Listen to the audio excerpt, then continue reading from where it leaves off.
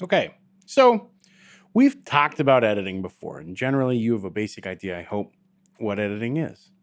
So, what is editing? Think about it for a second. Okay, what'd you come up with?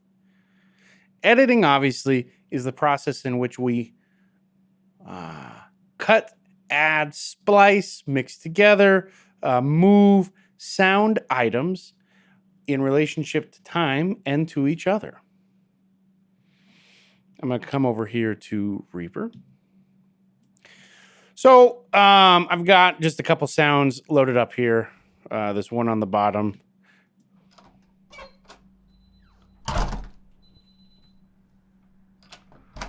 Just a door.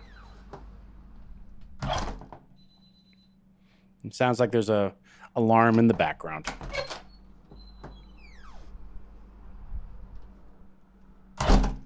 Great. Well, let's stop that really quick and let's play around here a little bit with this. So I'm going to grab my other sound items here. I'm going to move them over just so we've got this door for the moment only that we're dealing with. And then I'm going to shrink everything up. Oh, oops, that's the wrong. There we go. I'm going to shrink these up. Excuse me. And then make my door track much bigger. This will allow me a little bit easier way to work. And then I'm going to turn snapping off so that I can grab the pieces I want. We'll go back to the beginning.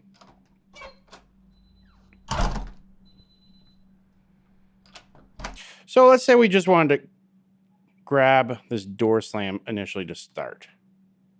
So I'll zoom in here and I'm going to find out what I want to find is where does the sound look like it crosses the zero line. We'll get into why that's important later, but for right now, that's something I'm doing. Then I'm going to hit the S key to cut my audio right there. And you'll see that because we're so zoomed in, Reaper actually automatically added a fade out and a fade in for this audio track where we put the splice. And then I'm going to come over and we're going to find the full portion of this sound. So we'll grab it here and we'll keep that alarm in the background. And I don't need to be as exact because I don't need it to start right at the beginning of the sound. Instead, I just want a fade out to happen. So I'll grab right there. And then I'm going to hit Command C and copy that chunk of audio. And I'm going to create a new track right here. And we'll mute our other door. I'm going to mute everything else as well. We're going to label this track editing fun while we work on it, okay? So far what we've done is we've gone into a longer sound item, and we've grabbed just a tiny snippet of sound. And we did that by splicing or splitting it in two spots, copying it. And now when I move my playhead to the beginning of this session and hit Command V, it's going to paste it in. There's a couple cool things I can do here, but we'll leave it like it is right now. The other thing I'm going to do is we'll actually shorten this up so that it is exactly 1 beat long according to 120 BPM tempo. And if you know what that means, great. If you don't, not a big deal.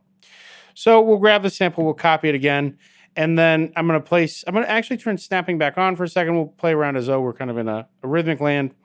And at bar 2, which is 4 seconds in, I'll place it again. At bar 5, which is 8 seconds in, I'll place it again, etc., just for a few bars. Now, if we go back to the beginning, and you know what, actually, let's just keep that going. So we'll put it essentially at the beginning of every beat here. And now if we go back to the beginning of our track,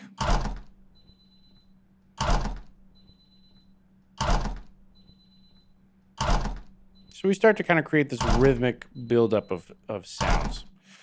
Let's mute this and find another sound then to use.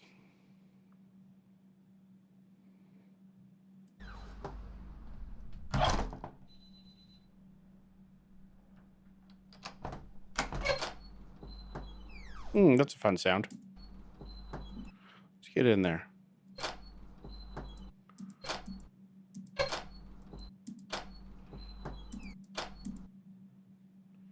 So what I don't want that click. I think I just want that high-pitched sound.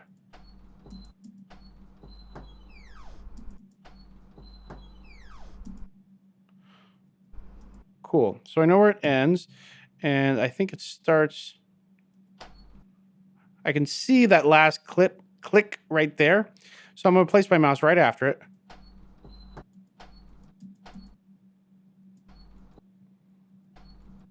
Yeah. Great. So, and I'll copy, oops, wrong buttons there. And we've got that. So now I'm going to copy this. And we actually should label this something else, door slam. And we'll create another track that we'll call squeak. We'll make this track bigger. And for the time being, we'll turn our grid back on so I can see what's going on here. And just at what would be beat 2 of bar 1, I'm going to paste this in. And I'm actually going to normalize it so that we've got a little bit more volume to it. And let's just see, how does that sound? Oh, we're going to unmute this and mute our other track, our source material track back up. Great, and you hear all that background noise. So that can be a feature or it could be a problem depending on how we're looking at it. So right now, we're just going to consider it a feature. So we're going to... I haven't showed you this yet, but let's say I'm going to open up item properties here. I'm going to drag this window over. And one thing we haven't shown you yet is that within item properties, of course, you can normalize, but there's some other things you can do. One of them being pitch adjustment, which is not what I want. I want playback rate. So let's shorten this. Let's say it's going to be actually 0.7. And apply. Oops. 1.3. I want to make it shorter. Apply.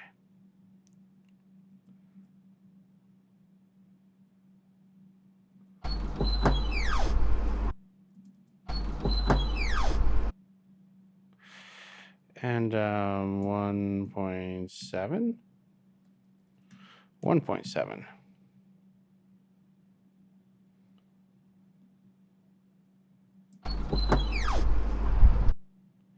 And we'll shorten this up now that we've added some of it in.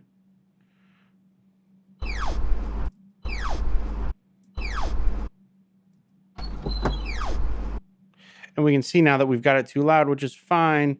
So I'll come back over to my property settings, and we added 19.8 decibels. So we're just going to pull this down by 1 decibel or so here, so that we're not clipping on it at least. Great.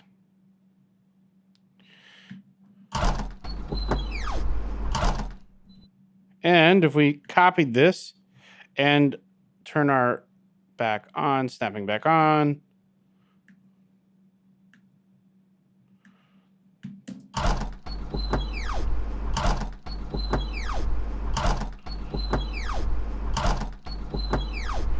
so of course we start to build up a beat by just taking chunks from source audio, sampling them, splicing them back into our track in some sort of way.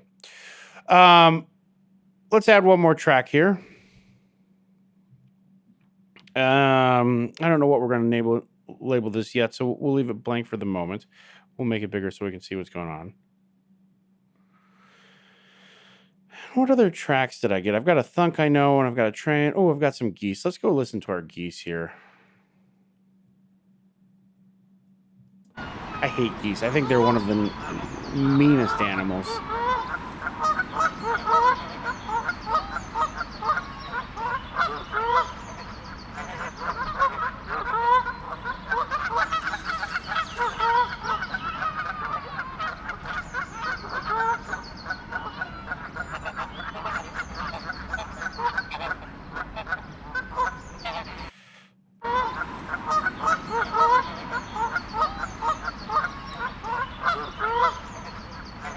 Great. So let's say I want this chunk of audio. So we'll start right there. We'll go right till it ends. So we're going to place this right at the beginning of bar 3. And then notice in the geese, it gets quiet for a few moments here. So then we want to come back to where there's some more sound. And I'm actually going to turn snapping off for a moment so I can grab this first.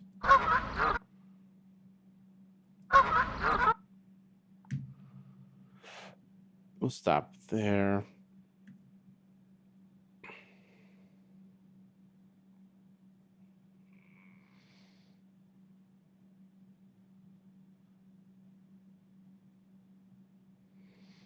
We'll paste our audio in. And then we're just going to overlap these. Oops, move it over.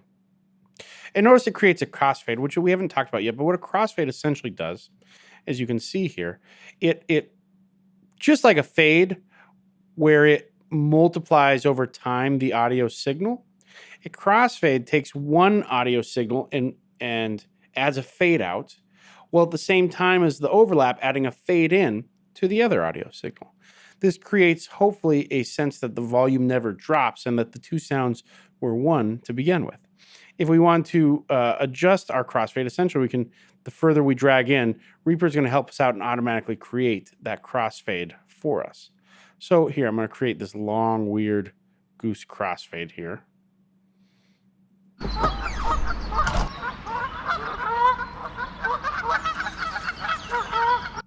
Great. Geese, how exciting. We'll add a slow fade in.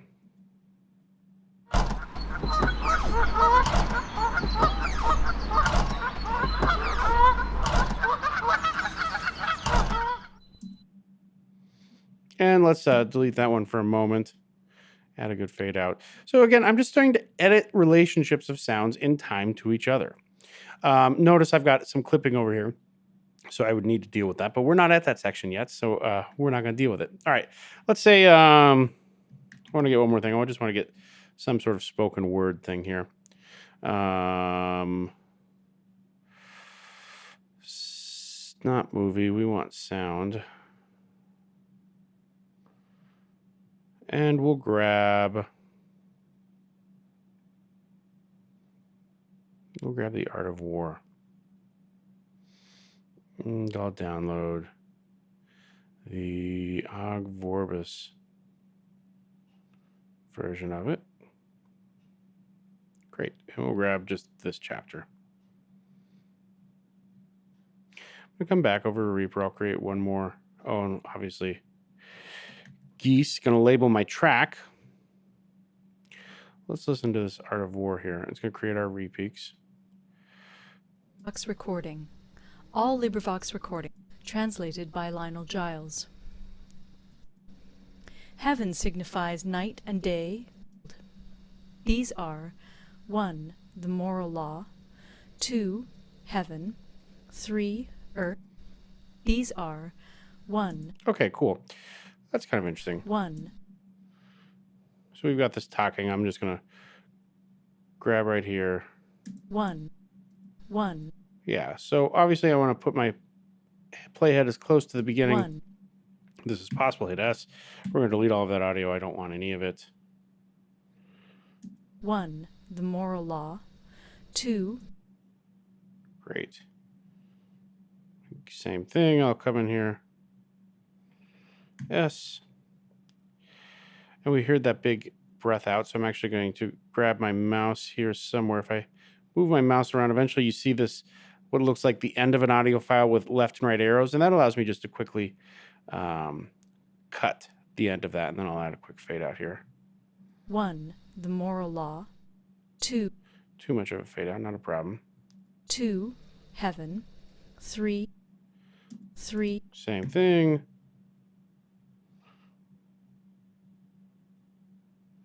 Presumably 4. there. Move it over. 4. The commander. 5. 5's got a nice sound on it. We see it doesn't have a hard attack. Instead, it's got this nice soft attack. 5. Method and discipline.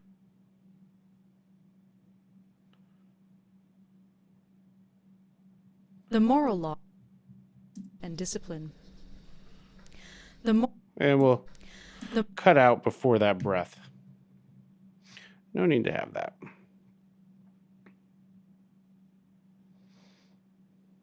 And for the time being, I'm going to keep this around. I'm just going to mute it. And we'll grab all of these and bring them over here.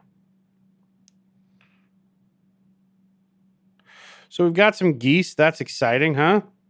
And we're going to turn on our snap, and we'll grab all of these again. I'm going to move them over.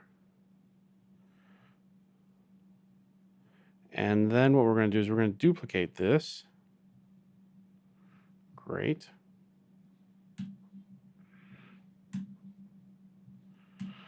I'm going to create some overlap with these. So we've got one, the moral law that comes in on bar 8. And we'll do it like this. We'll duplicate that one more time. We'll grab 3 down here. And then I believe this is 4. 4. Cool. I'll just wait to the beginning of that bar then. And then we've got 5, which we'll put halfway through the bar. Let's just see what that sounds like. 1, 2, moral 3, law, heaven, earth, 4, the commander, 5, method and discipline. And we'll actually move it over there. We'll still get a crossfade. 1, 2, moral 3, law, heaven, 4, earth, the commander. And actually what we'll do, obviously there was a little bit too much overlap, so we'll duplicate one more time. We'll delete 3. We'll just grab 4 down here onto the bar we want. And then we can put 5 right there. 1, 2, moral 3, law, heaven, 4, earth, the commander. 5. And I meant to put 5 at the beginning of the downbeat. And now what I'm going to do is I'm actually going to come in here until I see a little bit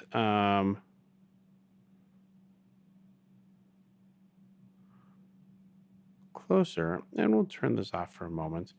And I'm going to duplicate this. Whoops. And so we'll get it really close here. I'm going to scoot this guy over. We don't need it.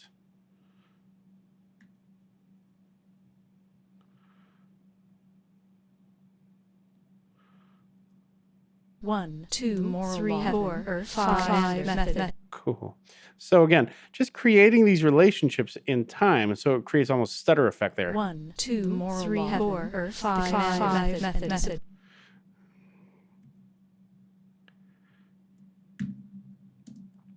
1, 2, moral 3, heaven, 4, earth, 5, method and discipline. And editing is not only about relationships in time, but also starting to kind of carve out these basic relationships of amplitude. So let's grab some of these, and we can do that either with our faders down here. I'm going to use this audio item game for the moment. So we'll go 1, and then we'll make 2 a little bit louder. We'll make 3 even louder. We'll leave 4 where it's at, and then 5, we'll have this kind of fading out approach for it. So just setting some initial levels based on some motions that I might want to try. So I don't have an idea of what I'm doing right now. I'm saying what might be interesting to do with this, and that's how I'm approaching this. And so then we'll have 5 come back in again. And then at 11, we'll turn on our snapping. Nope, don't need our metronome. So we'll go, we'll grab this, delete it.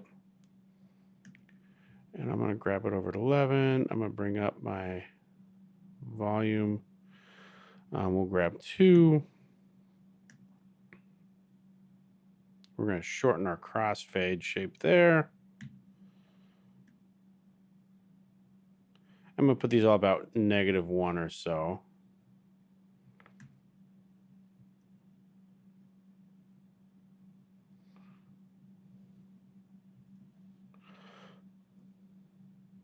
One, 2, moral 3, heaven, 4, earth, 5, method and discipline. 5, method, 3, the commander. Law. Great. So let's see here. Now we'll turn off everything. I'm just kind of curious how this is starting to sound up.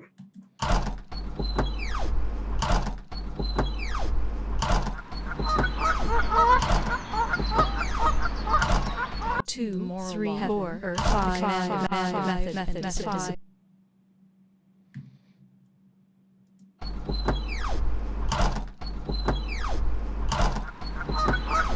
We get our geese coming in.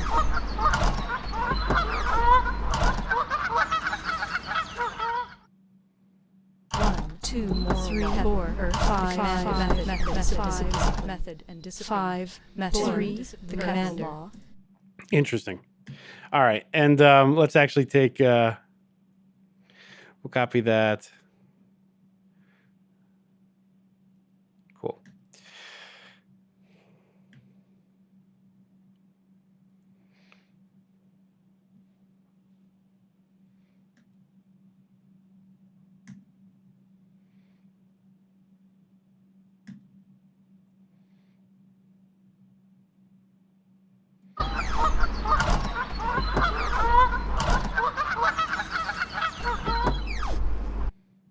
Two, three, four. Oh, I want this to overlap clearly. Let's try this again. And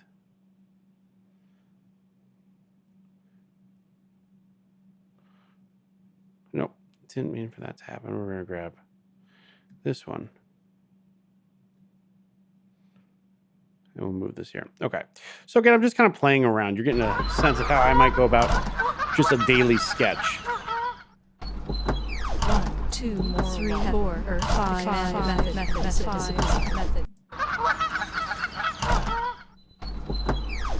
Two, three, four, or five, method. Three, the commander.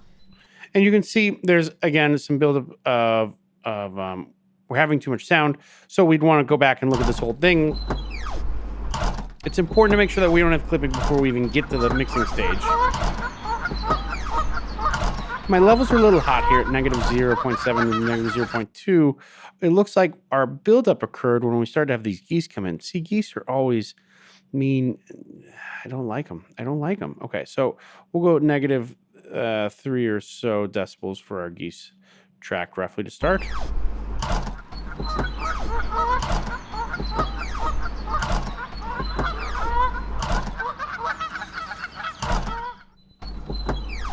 Two, three, four, or five, method. Three, the commander.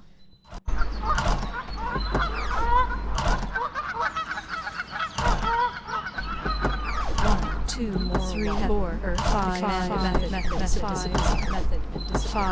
method.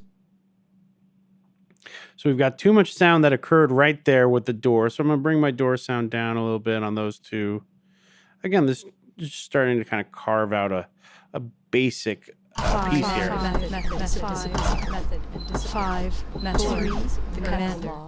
So again, though, we're seeing our ability to cut audio tracks or items at places we want to, splice them together, change their relationship in time to each other, and change their relationship to our larger time line.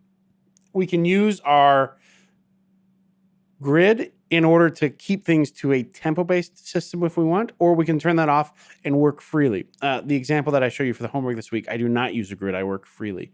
And I'm really proud with how it came out. So just a couple overviews on some basic editing processes. Now, obviously, there's a lot more to editing. So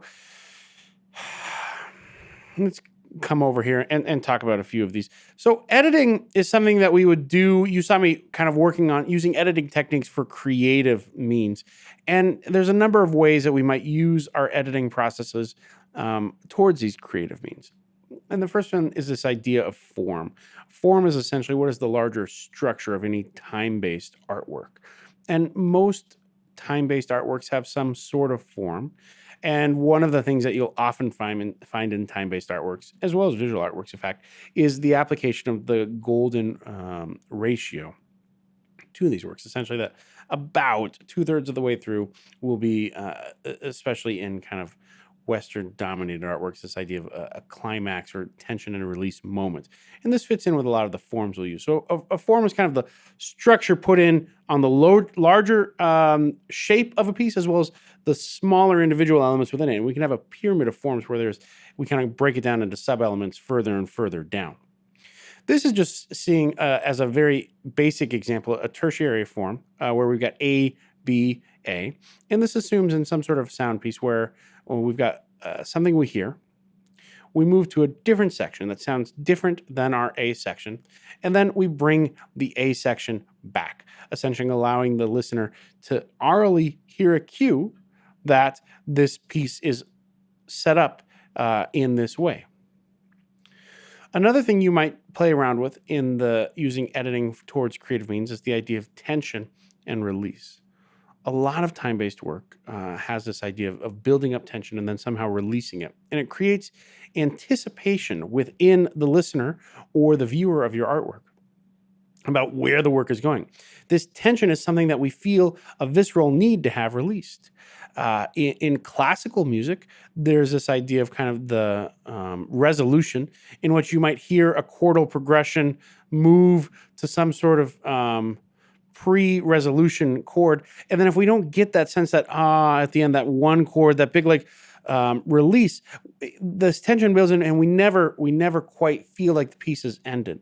And this can happen in many ways. This can happen through compressions of sounds closer and closer together until the point where we don't think they can get any closer together. This can happen in amplitude where something might get louder and louder to the point where we don't think it can get any louder and it's going to break. It's essentially this idea of creating some sort of problem. In narrative storytelling, often this is the problem that we need to end up releasing after we get done with it. And so playing around with these ideas of tension and release can be really useful in thinking about time-based works. Pacing is essentially how fast or slow and what are the timing of events to each other. And this is something else we'll deal with in the editing process, especially on the creative portion of that. Finally, one of the things I like to think about in this kind of creative editing process is the idea of texture and really kind of a sparse versus a dense texture. And of course, everything in between, but being very particular and methodical about wanting to create a sparse texture for some sort of affect or wanting to create a dense texture for some sort of affect. And recognizing that this is dealing with potentially the number of sound events that occur in time. This could be the quality of those events and how much silence there is. I know that's a loaded term we've talked about from week 1 and 2. This could be the timbre or sound color of these events and how complex or simple those colors are. This could be based on the harmonies and how complex or simple the harmonies are, essentially the stacking if we've got pitched material.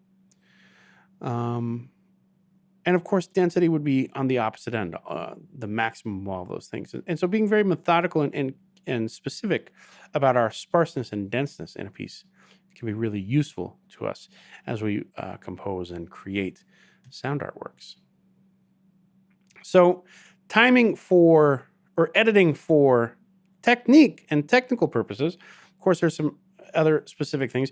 One of them is removing unnecessary material. So you heard over in this piece here on the door or on the creaking. Let's listen to this really quick here. We'll go to the beginning of the track. There's all that background noise. One of the things we might do in editing from a technical standpoint, so we've taken off our creative composer hat. We've put on our technical mixing editing hat. One thing I might want to do is try and pull that sound, that background noise out. And there are ways of doing that. We won't get into those for a few weeks, if at all, this semester. I lied. Next week, we'll get into a couple ways of starting to do that coarsely. But there are specific ways of doing that. And that might be something you want to do in the editing phase with your technical hat on. You might also, you remember in this track here, let's grab these extra ones and delete them. Accord with their ruler, so that they will follow him regardless of their lives, undismayed by any danger. Heaven signifies... So those breaths, if we were creating this into a larger artwork, I might want to pull out those breaths of the speaker. They might not serve my purposes artistically, depending on what the sound art project was that I was applying this to. There might be mouth pops or clicks, burps or things like that that we might want to pull out.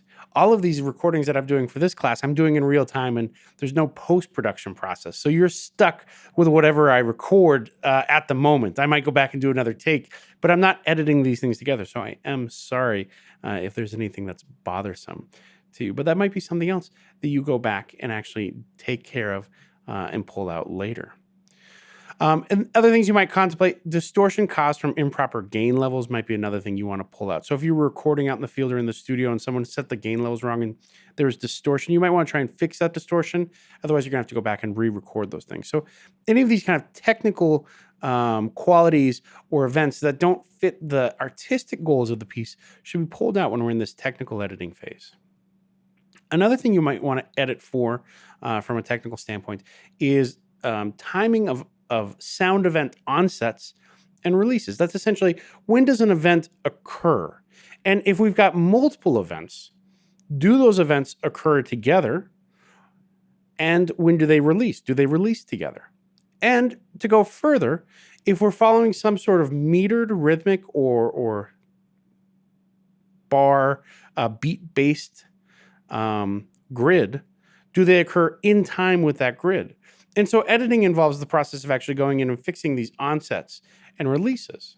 You saw me doing that in Reaper when I was coming in for our initial kind of editing examples and trying to find the onset of a note that I might want to find. So let's say our sample, we'll move it over here.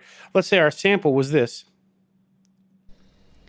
By method and discipline. I would not be able to place that in time if there was all this empty space ahead of the note. So one of the things I might want to do is actually trim the empty space prior to the onset of the sound event I'm interested in. And so to do that, I can zoom in here. By method. And so that I can understand where the sound starts. By method. And so I like my spot. I'll hit the S key to split it. By method and discipline are to...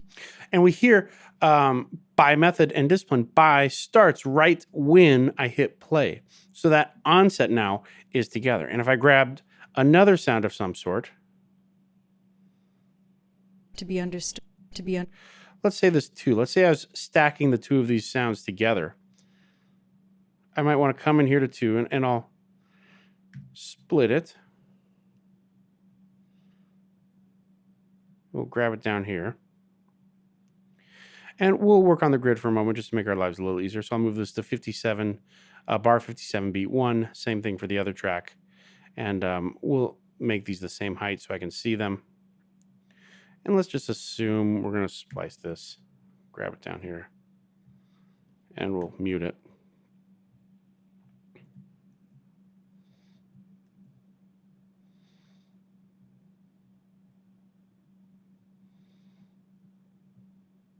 By method and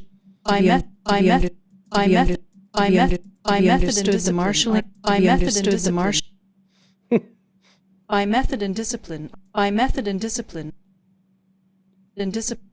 So let's actually use this discipline. So we'll move this over. Discipline. Great. And then I'll move that over here.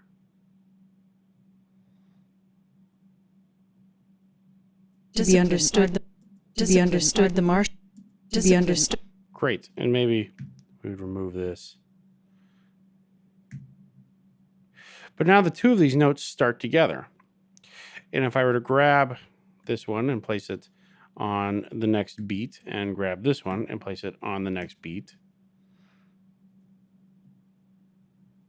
Same thing.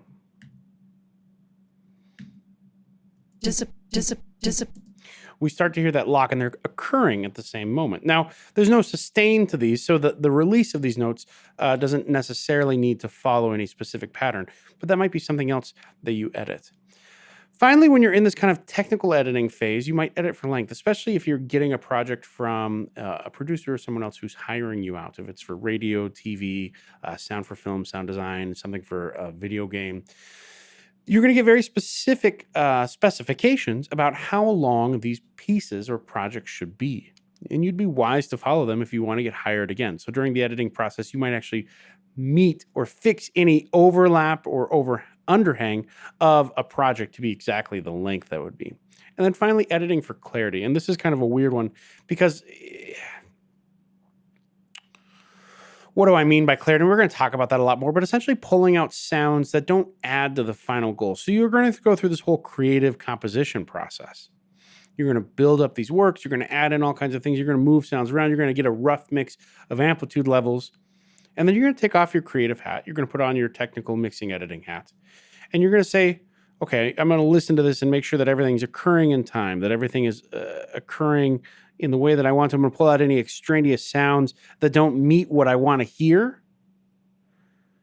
And then you're going to listen and say, can I hear everything that I want to? And am I going to be able to hear everything that I want to? And this might be a process where you go mixing and then you come back a little bit and you pull some stuff out. But if there's sound sources that you put in during the composition process that don't add to the final goal, that don't kick the can further down the line, that don't get us closer to what we're trying to achieve artistically, pull those out. There's no need to keep them. And that's what I mean by editing for clarity. Great. Let's talk a little bit about mixing on the next page.